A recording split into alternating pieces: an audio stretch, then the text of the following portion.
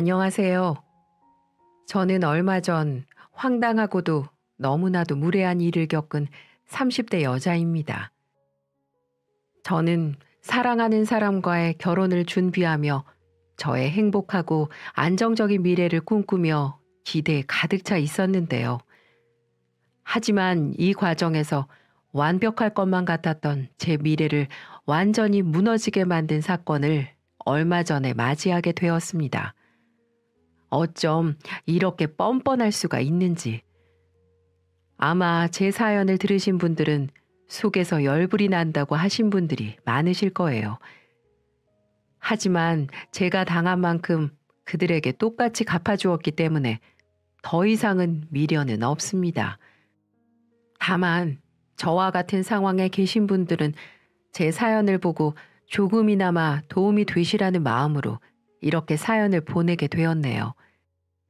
먼저 저를 괴롭게 한 장본인들은 다름 아닌 예비 시댁이었습니다.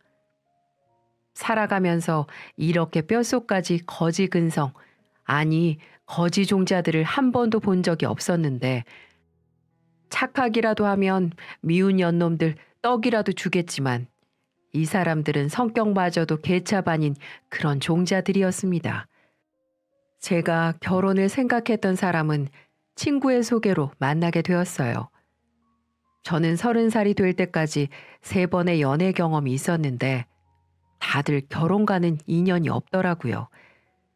그러다 우연한 기회에 친구의 소개로 한 남자를 만나게 되었는데 그 남자는 친구와 같은 시청에서 근무하는 사람이었습니다. 저를 소개해준 친구는 대학교 때부터 정말 친하게 지냈던 친구였기에 친구를 믿고 소개팅을 나가보기로 했었죠. 근데 만나보니 사람이 정말 진국이고 괜찮더라고요. 첫인상은 180이 넘는 키에 사람을 편하게 해주는 인상. 그리고 무엇보다 말 한마디 한마디 할 때마다 저를 배려해주는 그런 사소한 모습들이 제 마음을 설레게 했습니다. 그렇게 우리는 몇 번의 만남 끝에 서로의 마음을 확인하고 연애를 하게 되었죠.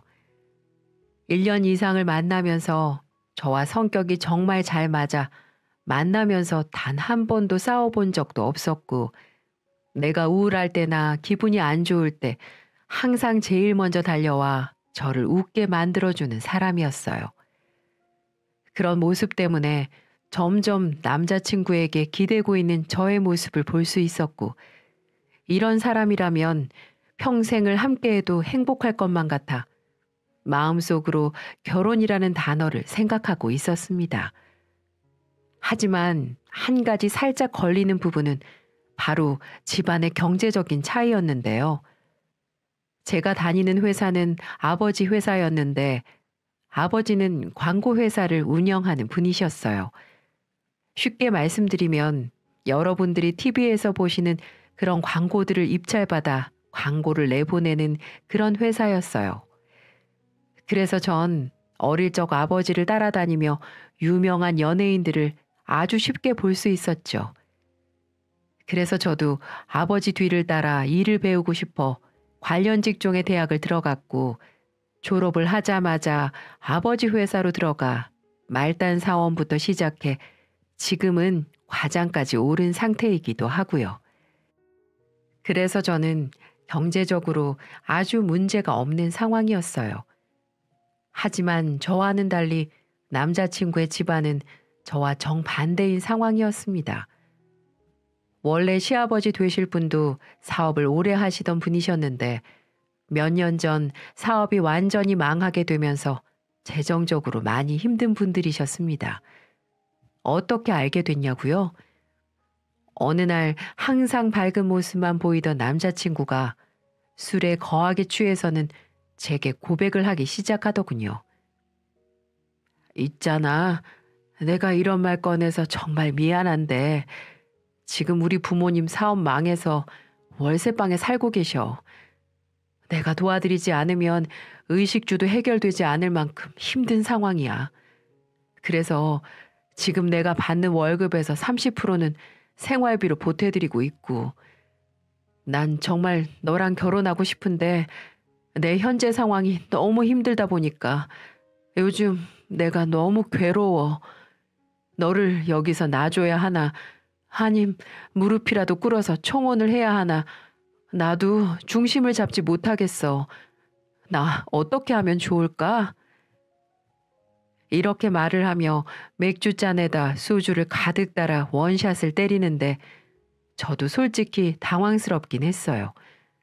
평소에 정장도 말끔히 차려입고 귀티나게 생긴 남자였기 때문에 이런 고민이 있을 거라고는 전혀 생각을 하지 못했거든요.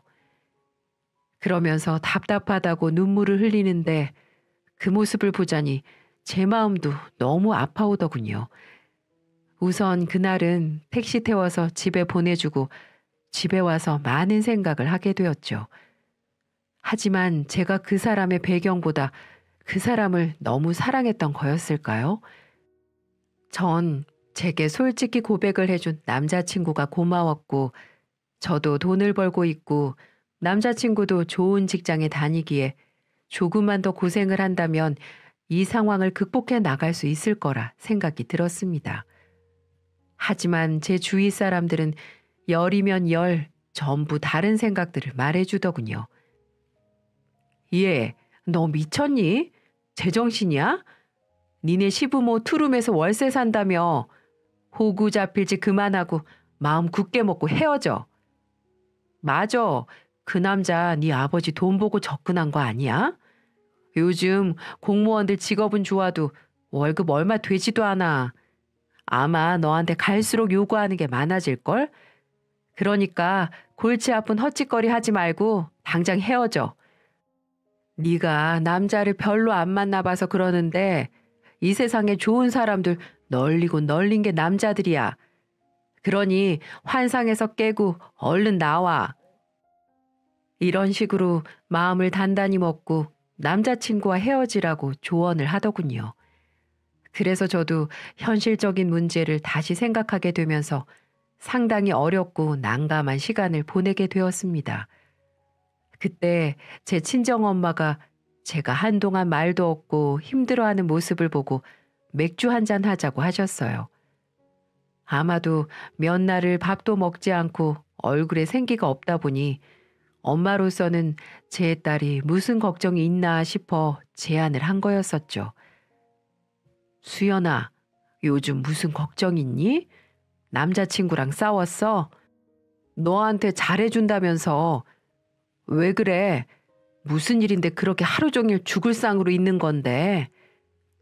엄마 사실은 남자친구랑 결혼 얘기까지 오고 갔는데 그쪽 집안이 현재 많이 안 좋은 상황인가 봐.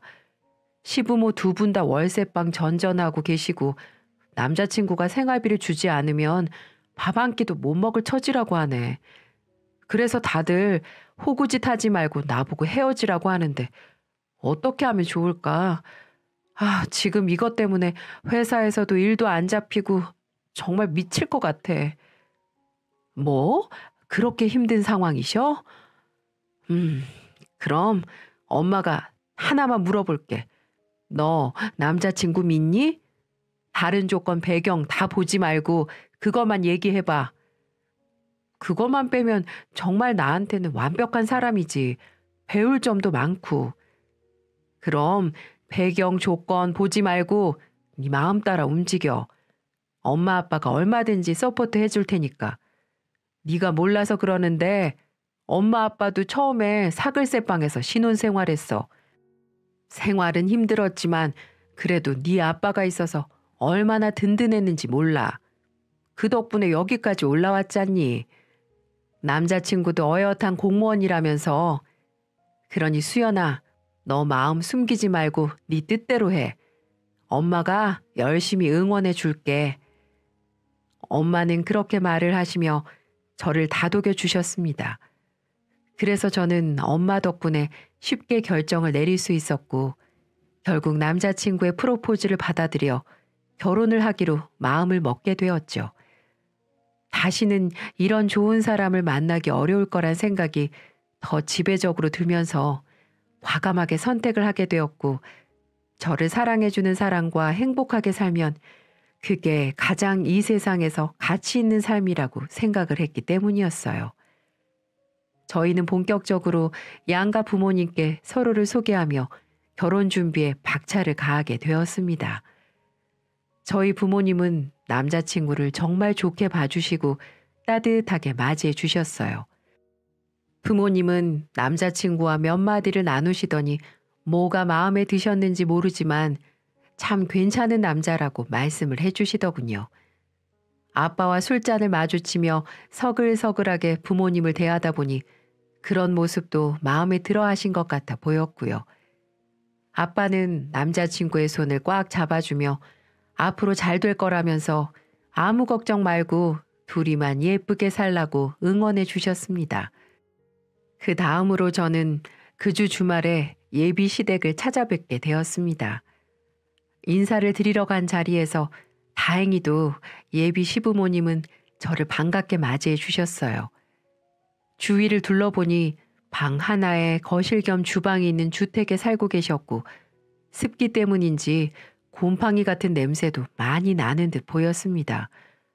대화를 하다가 화장실에 볼 일이 있어 간 적이 있었는데 변기에도 온통 곰팡이들이 가득했고 타일 같은 곳에도 검정 물때 같은 게 있어서 볼 일을 보기 힘들 정도로 위생 상태가 엉망인 상태였어요.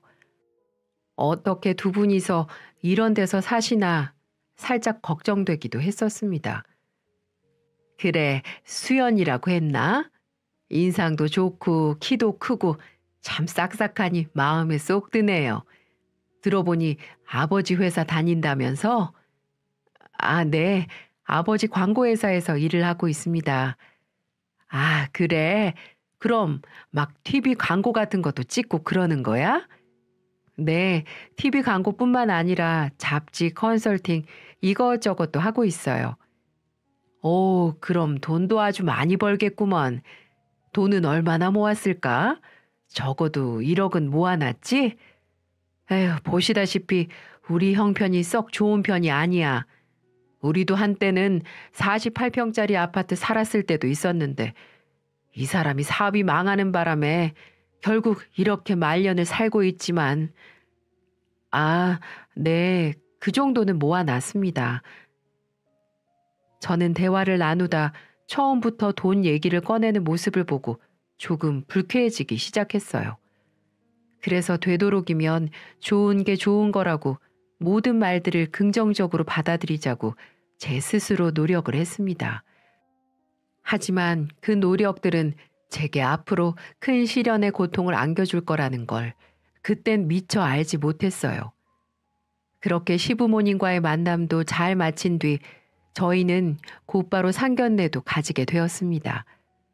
저희 부모님이나 시댁분들이나 양쪽 모두 큰 문제 없이 잘 만남이 성사되고 결혼 허락도 순조롭게 받으며 저는 그렇게 끝까지 결혼 준비를 마칠 수 있을 거라고 생각을 했습니다. 하지만 그건 저의 큰 오산이었어요. 집안 수준 차이가 나는 결혼은 처음부터 쉽지가 않더라고요. 다른 분들은 어떨지 모르겠지만 저에게는 처음부터 부담의 연속이었죠. 예, 아가, 있잖아. 너도 우리 애한테 들어서 알고 우리도 너한테 속일 이유가 없어서 종종 편하게 말을 했지만 우리가 현재 집에 여유가 없는 상황이잖니. 그래도 첫째 결혼식이라 네 시아버지나 나나 좋은 집을 좀 구해주고 싶은데 아무리 애를 써봐도 그건 힘들 것 같다. 솔직히 말해서 한 달에 우리 50만 원 월세 내기도 벅찬 상황이야. 그래서 말인데 너네 집 잘 산다며? 니네 집에서 알아서 해주면 안 될까? 그 대신 혼수는 우리가 어떻게든 마련해 볼게. 아, 집이요, 어머니? 일단은 저희 집에서 도와주신다고 하셨는데 어디로 구할지는 아직 결정하지 못했어요. 그러니 집 문제는 걱정하지 마세요. 저희가 다 알아서 할게요. 그래, 고맙다 얘. 그리고 미안해. 집은 못 해줘도 TV라도 한 대 사줘야 되는데 그것마저도 힘든 상황이니 마음이 너무 안 좋구나. 네가 좀 이해해 주렴. 우리가 좀 어떻게든 해주고 싶었는데 상황이 도와주질 않네. 부탁 좀 할게. 그렇게 말을 하시며 제 앞에서 눈물을 흘리기까지 하시더군요. 제 감성을 흔들려고 저러시는 건지 당황스러웠지만 부모의 마음이라 생각하고 이해하려고 했었네요. 저희 아빠는 처음부터 시댁에서 집을 구해주는 건 가능성이 없다고 판단을 하셨기 때문에 어디에다 집을 구해줄지 알아보고 계신 상태였어요. 물론 엄마와 같이 말이죠. 그러다가 아빠는 서울 강북 쪽에 마음에 드신 아파트를 발견하시고는 거기에 신혼집을 구해주기로 하셨습니다. 그때 당시만 해도 10억이 넘는 아파트였어요. 물론 서울 아파트 시세가 워낙 비싼지라 고급 아파트에는 축에도 끼지 못했지만 나름 이름 있는 아파트 중에 하나였어요. 생각보다도 좋은 집을 해주신 걸 시댁 쪽이 알게 되면서 그분들은 자기들이 살 것도 아니면서 얼마나 좋아했는지 몰라요. 본인들은 겨우 월세방을 전전하며 살고 있는데 10억짜리 아파트를 떡하니 잡아준 저희 아빠의 능력과 배포에 감동까지 하신 듯 보였습니다. 근데 희한한 건 그렇게 저희 아빠의 도움을 받았으면 고마워서라도 다른 결혼 준비에 보탬이 되려고 해야 할 텐데 이상하게도 예비 시댁은 점점 더 저희 집에 빌붙으려는 모습을 보이기 시작하는 겁니다. 처음에는 저희 집에 해준 것이 없으니 본인들이 혼수를 사는데 돈을 좀 보태주겠다고 하셨어요. 그래서 집에 놓을 가구들이나 가전제품들을 보러 같이 다니면서 결제를 해주겠다고 하시더라고요. 어차피 집도 정해졌겠다. 이제 거기에 맞는 가구들을 배치할 수 있는 것들로 알아볼 수 있었기 때문에 저는 매일같이 저희 엄마 아니면 시어머니와 함께 번갈아 가며 여러 매장을 돌아다녔죠. 근데 이때부터 시어머니의 이상한 논리들이 나타나는 거예요. 한 번은 냉장고를 보러 갔습니다. 저는 이미 인터넷으로 어떤 걸 사면 좋을지 알아보고 마음에 드는 걸 찾아놓은 상황이었어요. 이제 실물만 확인을 하고 장단점만 체크한 뒤에 구매를 할 생각이었는데 그날 냉장고는 어머님이 구매를 해주신다고 하셨기 때문에 어머니와 같이 갔었는데 최신식 냉장고를 보자마자 어머니가 이러시는 거예요. 예, 이건 너희 집에 들어가기 너무 부담스럽지 않겠니? 너희가 뭐 아직 우리 나이도 아니고 둘 다 맞벌이 하면서 주방에서 살 것도 아닌데 이런 좋은 냉장고 사봤자 필요가 없어. 그러니까 이것보다는 좀 더 아래 단계로 알아보자. 네? 어머님, 저 이거 집에 놓고 싶어서 며칠 동안 찾아본 건데 이게 그리고 요즘 혼수품으로 제일 잘 나가는 거기도 하고요. 네가 집이 잘 살아서 씀씀이가 다른 모양인데 이 정도는 너무 비싸. 우리 때는 다 중고품 놓고 들어가서 살고 그랬는데 벌써부터 이렇게 좋은 거 쓰겠다고? 그거 우리가 보기에는 별로 안 좋아 보인다. 그러지 말고 내 말 듣고 좀 더 아래 단계 거 한번 봐봐. 내가 중고를 사라는 것도 아닌데. 시어머님은 제가 알아본 제품이 너무 비싸다며 핀잔 아닌 핀잔을 주셨어요. 그리고는 그것보다 아래 단계 제품을 보자고 하시면서 가격이 높은 것들은 다 커트하시고 저렴하면서도 별 메리트가 안 보이는 희한한 제품을 고르셨죠. 저는 그게 너무 마음에 안 들더라고요. 한 번을 사도 좋은 것 사서 오래 쓰자가 저의 주의였기 때문에 큰맘 먹고 어머님께 말씀을 드렸어요. 어머니, 정말 죄송하지만 이건 집안에 놓기에도 좀 그렇고 직원분들도 가정용보다는 대부분 사무실에서 쓰는 용이라고 하시는데 이걸 사는 건 아닌 것 같아요. 어머님께서 가격이 좀 부담되시면 제가 좀 더 지불할 테니까 아까 제가 본 제품으로 사게 해주세요. 나 참. 그래? 그래 뭐 네가 정 처음 본 게 가지고 싶다면 그렇게 해라. 대신 네가 좀 보태서 사는 게 편할 것 같으면 그렇게 하고. 마치 저에게 인심 쓰듯 이야기하는 시어머니의 말투가 기분을 상하게 하긴 했지만 그래도 어차피 제가 쓸 물건을 사는 거였기에 저는 크게 개의치 않고 마음에 드는 냉장고를 샀어요. 하지만 어머니의 어이없는 행동은 거기에서 그치지 않고 연달아 또 일어났죠. 이번에는 청소기를 보는데 저희는 로봇 청소기로 구매를 하자고 했어요. 근데 옆에서 어머님이 이러시더라고요. 요즘 세상이 좋아서 별의별 게 다 나오네. 예, 있잖니. 나는 태어나서 로봇 청소기는 보지도 못했다. 지금 여기서 처음 보는 거야. 저거 쓰면 허리도 하나도 안 아프고 매번 바닥 청소 신경 안 써도 돼서 참 좋겠다. 내 어머니 저희 집에서 이거 쓰는데 괜찮더라고요. 그래서 신혼집에도 같은 걸로 놓으려고요. 그래? 사돈댁도 이걸 쓴단 말이지? 아유, 부럽네, 부러워. 돈 많은 집은 달라도 한참 다르네. 나는 이런 거 써볼 생각도 못 해봤는데. 안 그래도 내 친구네는 며느리가 시집 오면서 집 가전제품 몇 개를 바꿔줬다고 하더라고. 나도 부잣집 며느리 들어오면 그런 것 좀 받아볼 수 있을까 싶었는데 아유, 생각보다 너무 비싸서 나는 그런 건 꿈도 못 꾸겠네. 어머니는 누가 들어도 저에게 이 로봇 청소기를 사달라는 소리를 빙빙 둘러서 말씀을 하셨어요.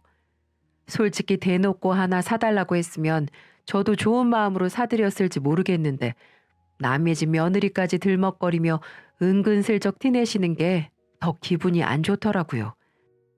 근데 또 저희 엄마를 생각하면 로봇 청소기를 너무 잘 쓰고 계셨기에 같은 부모님으로 시어머니도 좀 편하게 집안일을 하시면 좋을 것 같아 큰맘 먹고 하나 해드리기로 했습니다. 그 로봇 청소기를 사드린다고 얘기를 하자마자 좋아서 한참을 방방 뛰시더라고요. 그걸 보니 또 사드리길 잘했다는 생각을 했습니다.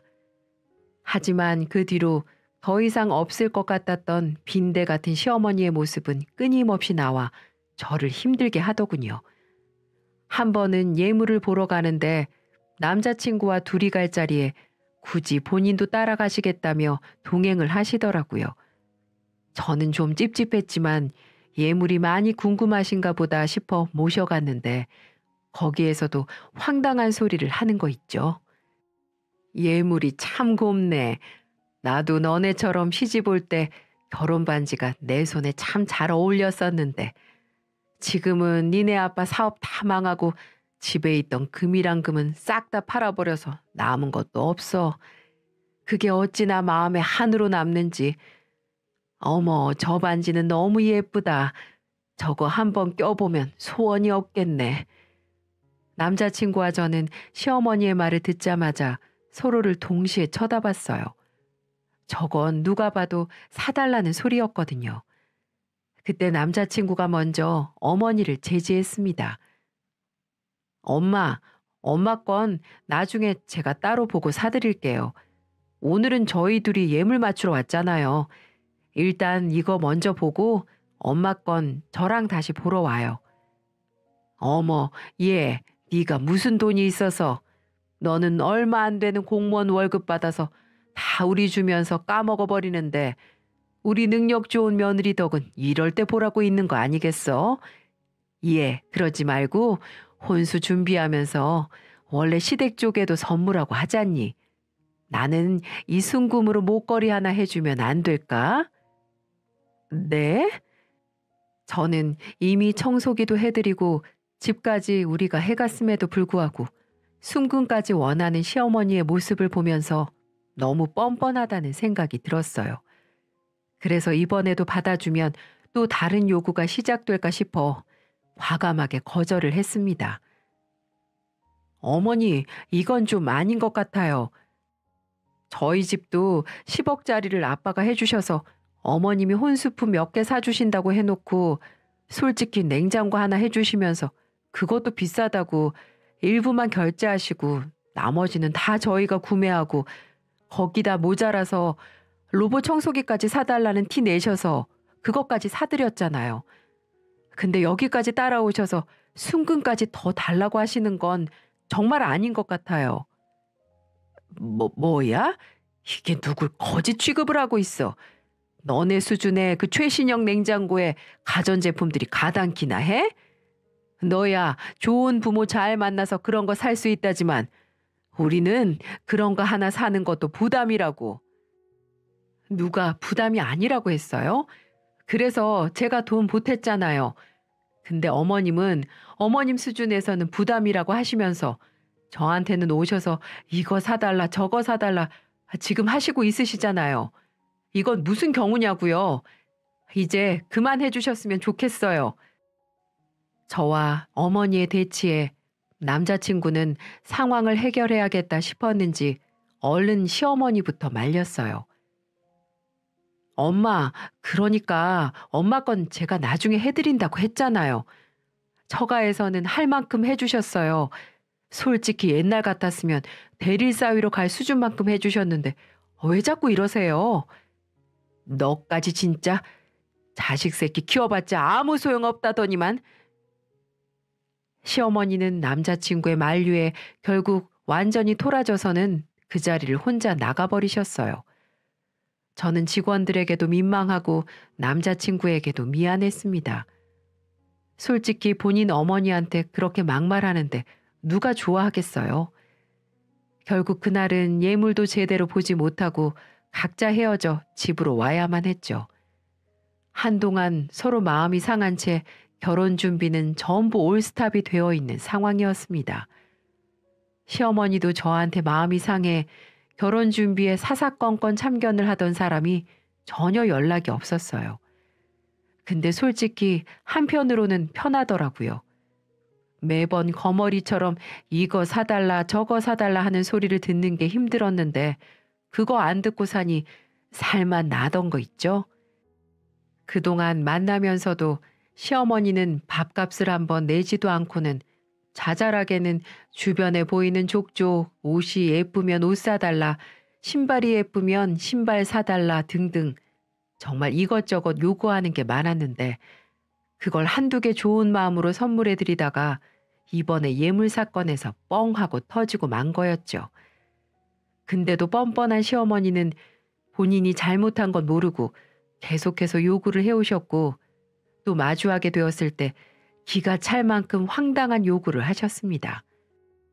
이 사건이 제가 파혼을 선언한 결정적인 사건이 되고 말았죠. 수연아, 결혼 전에 할 말이 있다. 네, 어머니 말씀하세요.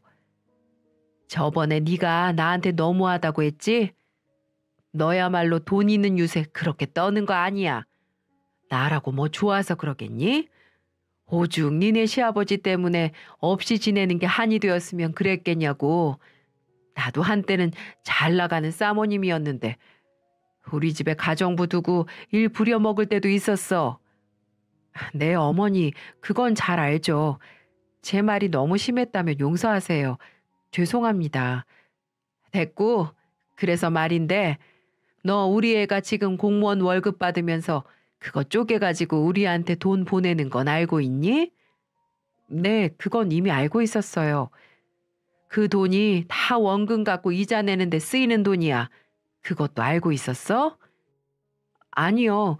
대출금까지 내주고 있는 건 저도 알지 못했는데요. 그래. 그럼 내가 결혼 전에 확실히 말해놓는 게 좋겠구나. 너랑 결혼하면 이제 우리 아들은 우리 대출금은 내주지 못할 거고 생활비도 꼬박꼬박 주지 못하겠지? 그래서 말인데 우리도 자식들한테 손 벌리는 게 싫다. 그러니 그 조건으로 우리 빚 좀 대신 갚아줘. 그러면 너네한테 10원짜리 하나 절대 손 벌리지 않으마. 네? 대출 빚을 갚아달라고요? 그게 무슨 말씀이신지. 우리 집에 지금 빚이 2억 정도 남아있어. 그거 좀 갚아주라고. 젊은 애가 무슨 말귀를 그렇게 못 알아듣니. 내가 우리 아들 힘들게 키워서 공무원 만들어놨는데 그것도 못해줘? 어차피 너네 집에서는 2억은 껌값밖에 안 될 거 아니야. 네? 2억 빚을 지금 저더러 갚으라고 하시는 거예요? 무슨 껌이 2억씩이나 해요? 얘 지금 나랑 말장난하는 거니? 네가 하도 쪼잔하게 굴어서 내가 좋은 방안을 내주는 거야. 그렇게 이 시애미한테 해주는 게 아까워서 벌벌 떠는 애한테 어떻게 다달이 돈을 받겠니? 그것도 하다가 아까워서 못 해먹겠다고 따지고 들면 어떡해. 그러니까 차라리 한 번에 2억 딱 해결하고 너네는 너네대로 살고 우리는 우리대로 살자고. 어머니, 이게 상식적으로 맞는 얘기라고 생각하세요? 그 빚, 제 빚이 아니고 시댁 빚이잖아요. 그럼 그걸 제가 갚는 게 맞아요? 아니면 어머님이 갚는 게 맞는 거예요? 지나가는 사람들한테 다 물어볼까요? 이게 또, 야, 너만 똑똑해? 나도 똑똑해. 나도 이 나이에 대학까지 나온 사람이야. 가당치도 않아서 진짜. 야, 너네 아버지 사업이 영원히 잘 될 것 같니? 모르는 거야. 내 남편처럼 폭삭 망해버리는 거 한순간일 수 있다고. 그럼 뭐가 남을 것 같은데? 네 직장도 돈도 다 날라가고 없을 때 내 아들 공무원 월급만 남는 거야. 우리 아들 직장이야 나라 망할 때나 없어질 텐데 그게 일어날 일이야? 그러니까 엄밀히 따지면 내가 지금 더 미치는 장사 하고 있는 거야. 네가 덕보는 거라고. 그러니까 그 값을 하라고 언지를 주는 건데 이게 또 눈에 불을 켜고. 이번에는 저희 아버지 사업장까지 운운하며 이상한 논리를 펴는 시어머니를 저는 더 이해할 수 없었고 더 이상은 받아줄 수 없어 같이 화를 내버렸습니다. 이것 보세요, 어머니. 그 나이에 대학 나오신 건 정말 훌륭한데요. 뭐 어디 삼류대 나오셨어요? 제대로 배우고 나오신 거 맞으세요? 어디서 어머님 빚을 우리한테 그렇게 당당하게 넘기실 수 있으세요? 껌값이라고요? 죄송하지만은요. 저는 어머님께는 제 껌값도 아까워요. 지금까지 빈대처럼 이거 사달라 저거 사달라 하는 거 다 들어주니까 무슨 돈줄 잡은 것 마냥 이리저리 써먹으려고 하시는데 저 어머님 돈줄 아니고요. 어머님한테는 이제 1원도 쓰는 거 아까우니까 다시는 1원 부탁하지 마세요. 이 싸가지 없는 게. 야, 너 돈 좀 있다고 지금 또 유세 떠는 거야? 어? 모르죠. 사람이라는 게 어떻게 될지 모르는 건데. 당연히 저희 집도 잘못될 수도 있겠죠. 근데요, 그렇게 될지라도 저는 어머님처럼 빈대근성 내보이면서 살진 않을 거예요. 그리고 다시는 어머니 얼굴 안 보고 싶으니까 찾아오지도 마시고요. 저는 결국 폭발하고 말았습니다. 남자친구 생각해서 모든 걸 받아들이고 감내하려고 했지만 호의를 당연하듯이 받아들이는 시모를 보고 혀를 내두르고 말았어요. 신혼집 혼수까지 맡기고 이제는 금목걸이에 대출빚 2억까지 공무원 아들 뒀다는 이유로 이렇게 무리한 부탁을 해도 되는 건가요? 저는 그 자리에서 시어머니만 냅두고 나와버렸습니다. 그리고는 곧바로 남자친구를 만나 시어머니와 있었던 이야기를 다 말하고 헤어지자고 말해버렸습니다. 결혼 전에도 이렇게 거지근성으로 빈대처럼 나오는데 결혼하고 나면 상상도 못할 요구를 할 것 같아 남자친구에게는 미안하지만 제가 화병에 걸려 죽어버리기는 싫어 파혼을 선언할 수밖에 없었어요. 솔직한 마음으로 남자친구를 여전히 좋아하고 결혼하고 싶은 생각이 들었지만 시어머니까지 감싸 안기에는 제 역량이 부족했던 것 같습니다. 남편 때문에 행복했던 것보다 돈독 오른 시어머니 때문에 암울해질 제 미래가 너무 암담했거든요. 그 뒤로 저는 시댁 식구들 연락처를 전부 차단했습니다. 특히 지겨울 정도로 연락을 해대는 시모라는 사람 때문에 핸드폰 번호까지 바꿔야 할 지경까지 되기도 했어요. 그랬더니 이 시모라는 여자가 세상에나 제 회사까지 찾아온 거 있죠. 혼수를 알아보러 다닐 때 남편과 시모가 저희 회사 앞에 온 적이 있었는데 그걸 기억해내시고는 택시를 타고 들이닥친 거였습니다. 점심을 먹고 회사로 들어가는 도중에 딱 하고 시모랑 마주쳐 버렸죠. 얘 수연아, 왜 연락을 안 받는 거야? 아직도 기분이 풀리지 않은 거야? 네가 하도 연락이 안 돼서 찾아왔다. 왜 찾아오신 건데요? 저 파혼 선언한 거 몰라요? 여기가 어디라고 함부로 찾아오시는 건데요? 전 듣고 싶은 얘기도 하고 싶은 얘기도 없으니까 그만 돌아가세요. 아무리 그래도 여기까지 왔는데 커피 한 잔을 줄 순 있잖니. 어떻게 이 늙은이를 앞에 두고 그렇게 모질게 굴어. 내가 다 잘못했다. 아무것도 바라지 않을 테니 너네가 구하기로 한 아파트에서 둘이 살거라. 그렇게만 해주면 나는 아무것도 바라지 않을게. 지금 우리 아들 내 전화도 안 받고 모든 생활비 대출금 다 끊은 상태야. 이러다 정말 월세방에서 쫓겨나게 생겼다고. 그래서 저보고 어떻게 하라고요? 애초에 그런 행동들을 하지 말았어야죠. 우리 파혼시키려고 그렇게 하신 거 아니었어요? 됐고, 당신 같은 사람이랑 말 섞기 싫으니까 그만 가주세요. 아줌마 때문에 제가 얼마나 스트레스 받은 줄 아세요? 얼마나 심했으면 탈모 현상이 왔다고요. 저는 그렇게 강하게 말을 해버렸습니다. 좋게 말하면 밑도 끝도 없을 것만 같았거든요. 그랬더니 그제서야 상황 파악이 됐는지 갑자기 사람이 돌변하는 거 있죠. 인연이 돈 좀 있다고 어디서 말을 함부로 짓거리는 거야? 뭐? 아줌마? 이런 싸가지 없는 것을 봤나? 그러면서 제 분에 못 이겨 제 머리 끄댕이를 잡는 겁니다. 주위에서 그 모습을 보고 뜯어말리고 난리가 났었죠. 그리고 그 순간 저를 구원해주는 사람이 있었어요. 그분은 제가 어떤 미친 아줌마한테 당하고 있는 모습을 보고는 제가 들고 있던 아이스 커피를 뺐더니 뚜껑을 열어 그 아줌마 면상에 부어버리는 겁니다. 네, 맞아요. 그 사람은 바로 저희 아빠였어요. 아빠도 점심을 드시고 회사 쪽으로 오시다 어디서 큰 소란이 벌어진 걸 보고 왔다가 제가 시모한테 당하고 있는 모습을 보고 여자라서 차마 때리지는 못하고 커피를 부어버린 거였죠. 이놈의 아줌마가 어디 와서 행패야? 어서서 꺼지지 못해? 그렇게 말하시고는 건물 경비 아저씨를 불러 강제로 쫓아내 버리셨습니다. 아빠 덕분에 얼마나 시원했는지 몰라요. 시모는 화가 잔뜩 난 저희 아빠를 보더니 겁에 질려서 질질 끌려나가다시피 했습니다. 그 처량한 뒷모습이 시모의 마지막 모습이었네요. 아빠는 제가 이미 파혼 선언을 하신 거 알고 있는 상태였기에 저의 생각을 지지해 주셨어요.